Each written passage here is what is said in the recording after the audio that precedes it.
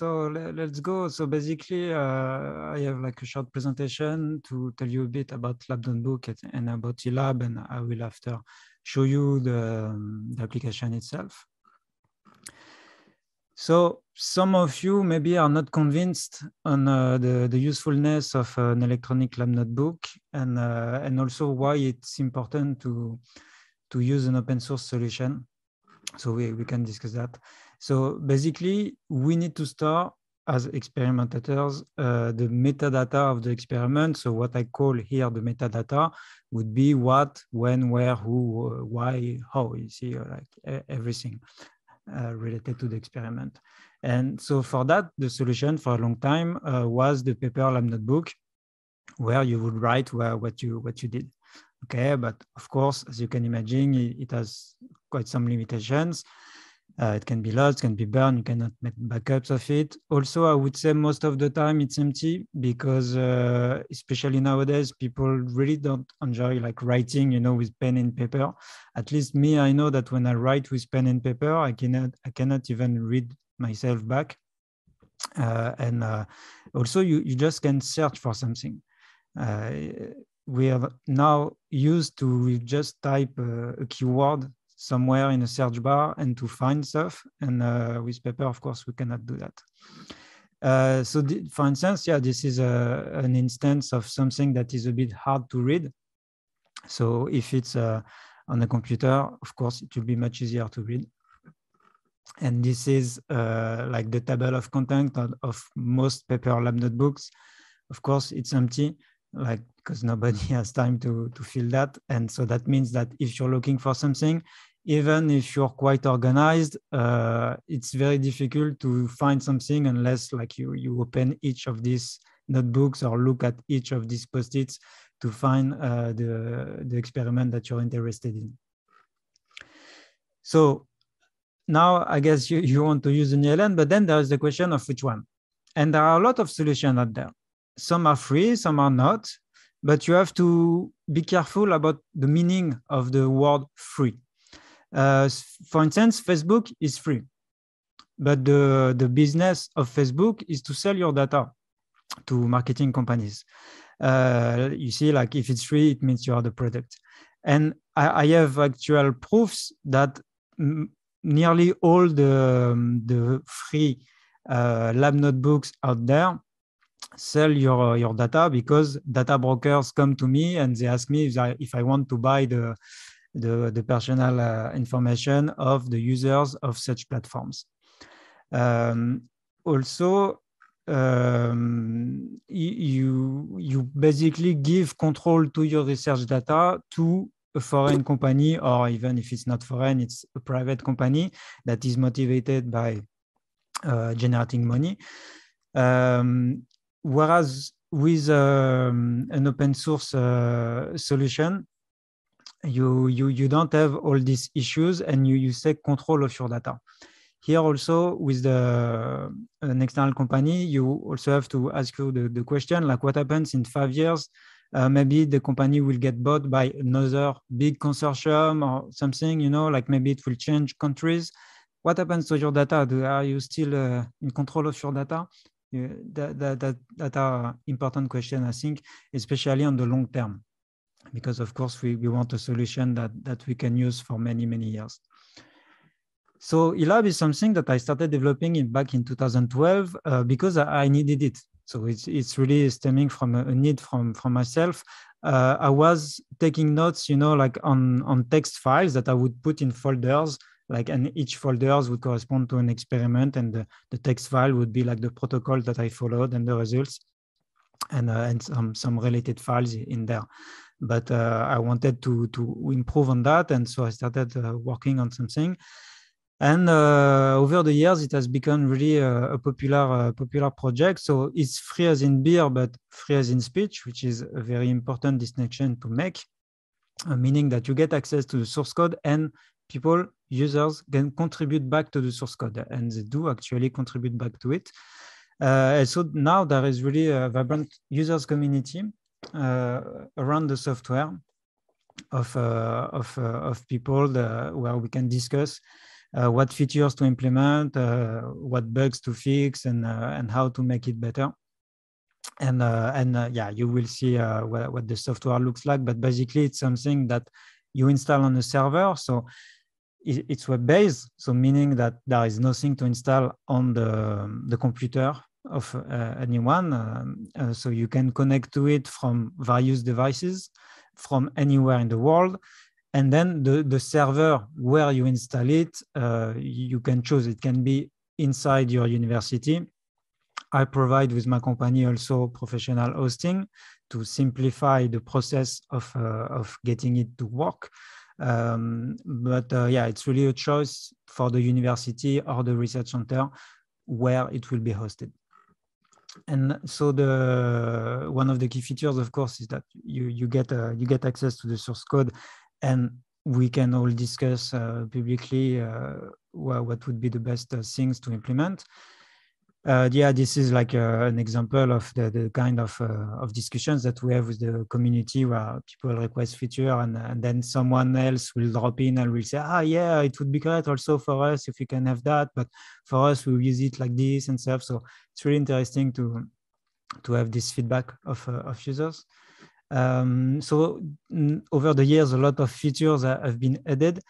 I will show you some of them. I will not go through the full list of features because it's huge, but you can think that it has everything that you might need, and then some.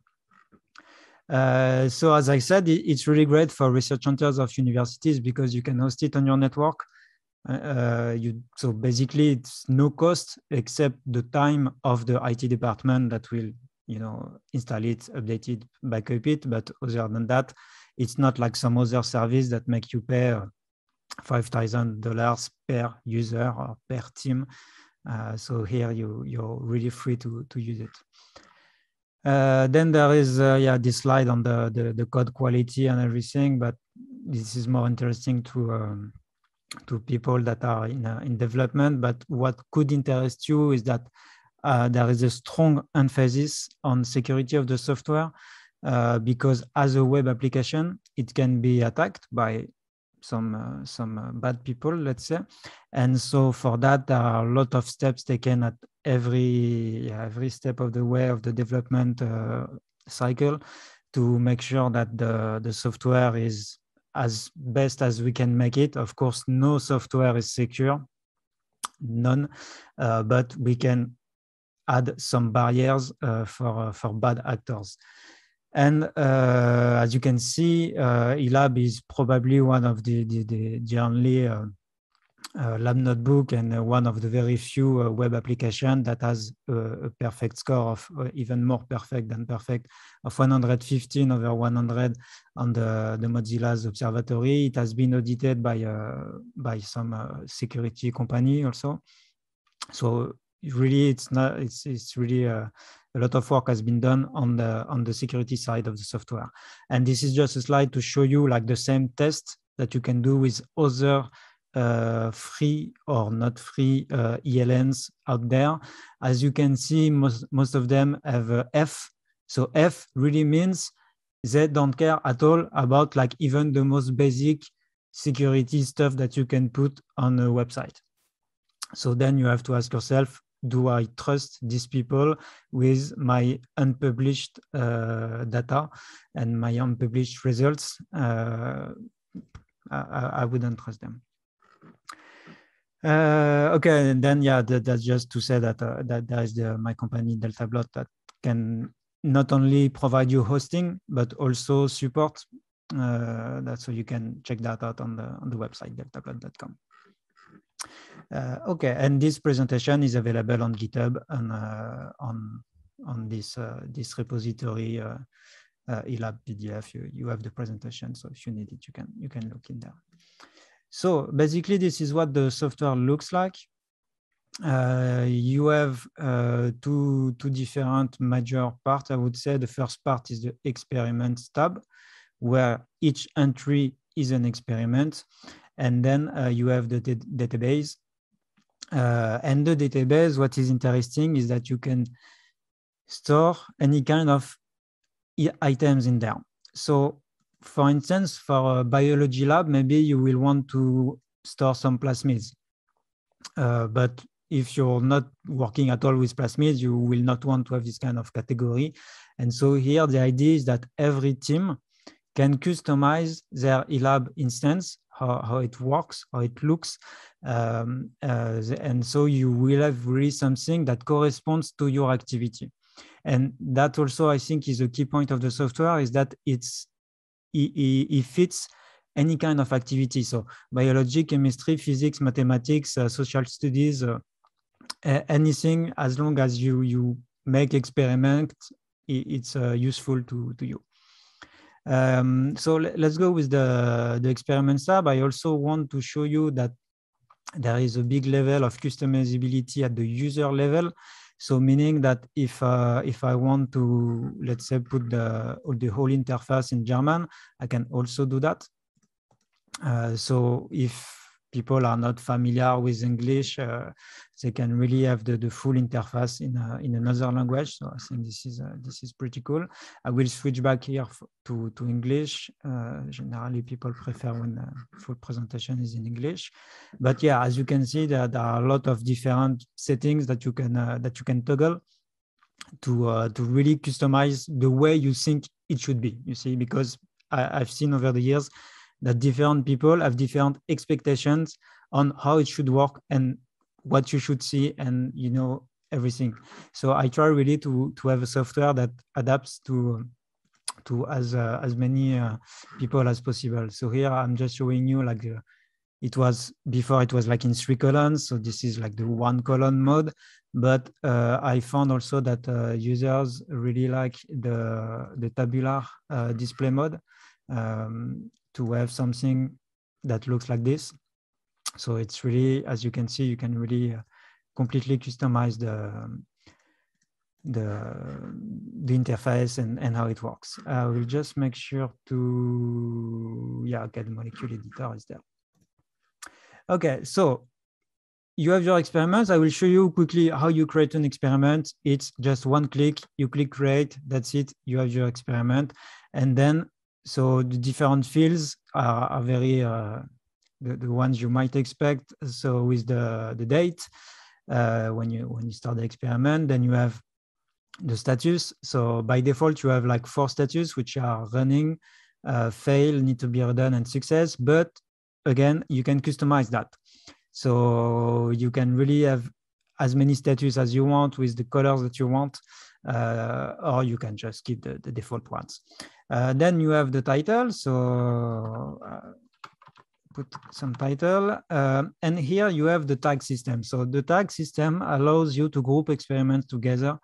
So I will just add maybe this demo tag here, but you can have as many tags as you want on the experiment. And I will show you later how the tags can really help you find your experiment. And or in fact, I can show it to you now. So basically, here I have this tag called demo. If I click on it, I can see all my experiments, which are part of this group. And what is interesting is that you can have several tags. So for instance, this experiment has the tags Western blot, MRC73, CRB collaboration, HK.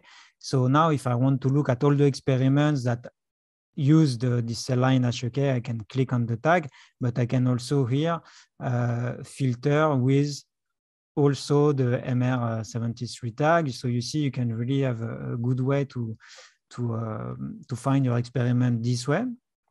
And also, there is this new feature that allows you to have favorite tags, where you can say, okay, so for me, the tags that are really interesting to me, the ones that I will use often, are these ones. And then it acts kind of like a folder where you just can click on the tag and see all the experiments that are in that. So I will use the word folder, but of course it's not a folder, but it basically acts like that. So yeah, with all these features, normally you really can properly tag your experiment and find them, because the important thing, of course, is to find it later on. So let's go back to the edit mode. And so here you basically have a big block of text where you will write everything that you do in your experiment. You can have some tables, you can add some files in the text, some images if you want, by just drag and dropping. And here I will skip that just for now, but here you have the steps. So this is just a way to remind you that, okay, this experiment, sometimes the experiments will span over weeks or months or sometimes years. So you just want to have a quick reminder that the next step to do is this or that. Then you have a way also to link your experiment to some items in the database. So for instance, if you use this particular protocol or if you use this particular plasmid, you can have that. And you can also say, like in the text, so I used the plasmid, and then you say, so let's, I don't have a plasmid name in mind, so yeah, untitled should work. So untitled, so I use this untitled plasmid. And so here the link is already done, but the link will be made automatically also here. And so that when you click also on the plasmid, you will see the experiments that are related to that plasmid. And so here I'm just taking plasmid as an example, but you can imagine, for instance, if you have a particular piece of equipment, like a microscope or like an analyzer of some sort or whatever, if you link all the experiments that use that particular piece of equipment, then you will quickly be able to go back to all the experiments that use that. You know, if you have a cell line, a mice or whatever, it's really a good way to track everything that is done in a semi-automatic way, and it's really interesting to have that. So this is, as you can see, really, you can upload any kind of files, and then the files will appear here. And for instance, if you have an image file, you can also insert it at the cursor position in the text if you want. Okay, and now what I will show you is kind of an advanced feature, but I found that a lot of people really enjoy using that, is the metadata feature. And so basically you have in the backend an extra colon, which is in a JSON file JSON format. So JSON looks like that. It's a way to describe data, let's say, in a human readable and machine readable way. And so here what I did is that I defined something which is called extra fields. And then I say, okay, I want something that is an end date, because you remember there was the starting date, but what if I want an end date? And I say, okay, I want it to be a date, and the default value would be that. And then what ELAB will do is that it will generate here the extra fields. So then you don't need to edit like this stuff. Once it's set up, you don't touch it. You can forget about it, and then you can just here change the things. And so this means that you can have templates with specific fields that you will want to make sure that you fill, and you can have different kind of inputs here that will work this way. And so I talked about templates because here what I did is that I just created a blank experiment, I would say, with the default templates, but every user have the possibility to have different templates for the experiments that you do often, of course. You don't want every time to write the full protocol or to copy it from the previous experiment. And I will show you here the template page. So here I have the different templates that I have for my different users. And I can edit a template like I would edit an experiment. I can add some tags, the title, some content, some steps, some links, some metadata.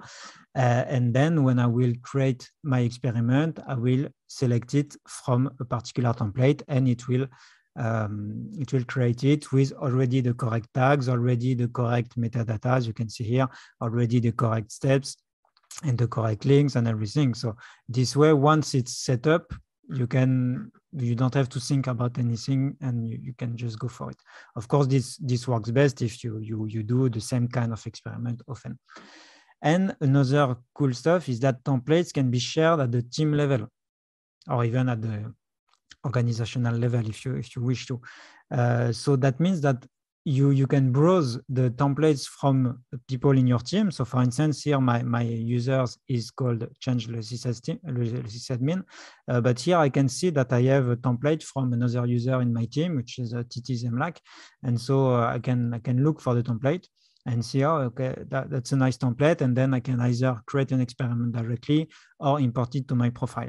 And there is also an option to show the templates from other people in the team. In fact, it's here. As you can see here, I can directly in my menu find the template from other users.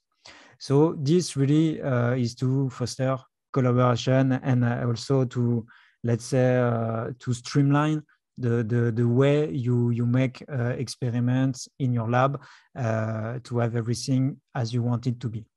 And so here, of course, it normally takes me 2 hours to show you everything. So I cannot tell you about everything, but there is also a way to restrict the creation of tags to only the admins. So that means that the users will have to use the tags that you want them to use. So another way really to restrict the possibility that you have a typo in a tag, that would mean that then you will not find it. And so yeah, there is a lot of this kind of features. Then the database is really kind of the same as the experiments in the interface. I would say, like you have a title, you have tags, you have the steps, the links, the files, the metadata, everything, and you can also create little doodles like that if you want. I also want to show you that there is a molecule drawer. So this molecule drawer, you can either draw directly the molecule. So let's make some very toxic molecule here, okay? But you can also like import it from one of the attached files that you have. And also I will show you, like, if I import, so what do I have? So I have a mol file. So as you can see, a mol file, which is just a text file, will be understood by ELAB, and ELAB will show you the molecule. But if I import, for instance, also a PDB file, it will understand, okay, this is a protein structure, that's my protein, and you even have like a 3D view that you can move around like that. So it really understands some kind of like, let's say, specific file format to show you some cool stuff. Like for instance, if you upload DNA file format, it will show you like, okay, what does it look like, and you even have like a viewer where you can see all the plasmid information and where you can cut it and everything. So it can really that's really also one goal, to have like a tool that at the end you don't really have to get out of the tool that much to do what you want to do in your lab, in your experiment, in your daily life at the bench. Okay, so then there is also the possibility to define, and here I will just maybe make a little adjustment to the type of items that are protocols, because this is my dev stuff, of course, and so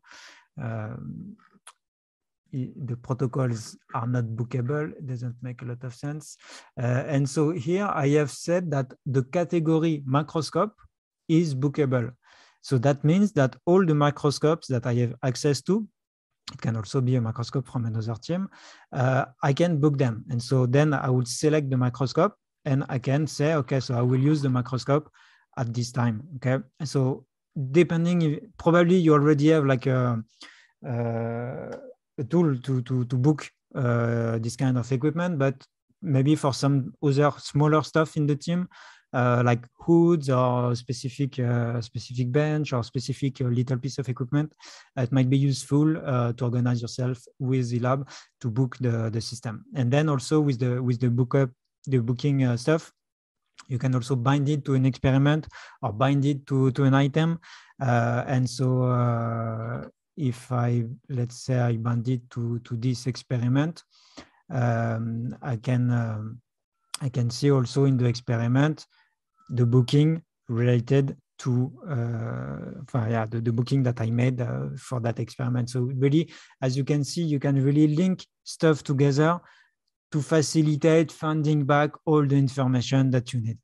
And of course, what I show you is really like the best way to use it, where you link everything and you have templates and you collaborate. But really, you can also just use it by yourself in your corner. You just click create and you just use the basic features, and it will already be orders of magnitudes better than a paper lab notebook.